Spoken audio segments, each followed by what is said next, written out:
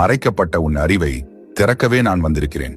உன் வாழ்க்கையில் நான் மட்டுமே நிரந்தரம், மற்ற அனைவரும் மாயை. இதனை புரிந்து கொள்ள உனக்கு சிரமமாகத்தான் இருக்கும். இருப்பினும் சொல்ல வேண்டியது என் கடமை என்று தோன்றியது. இவ்வளவு நாள் நீ செய்ததெல்லாம் போகட்டும். இனியும் அதன் வழி செல்லாதே.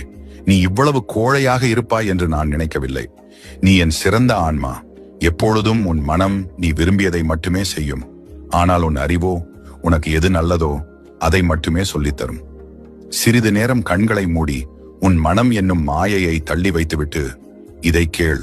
நான் தான் உன் அறிவு, நான் தான் உன் குரல், நான் தான் உன் பிரபஞ்சம், நான் தான் உன் எல்லாம். நீ செய்து கொண்டிருக்கும் செயல் உனக்கானது அல்ல. உன் நிழல் போல தொடரும் எதுவும் உன்னுடன் கடைசி வரை வரப்போவது கிடையாது. உனக்கெனவே இருப்பவற்றை நீ வெறுத்து விடாதே. அதுதான் உனக்கானது, அதுதான் உன்னுடையது, அதுவே நிரந்தரம், அதுவே உன் சரித்திரம்.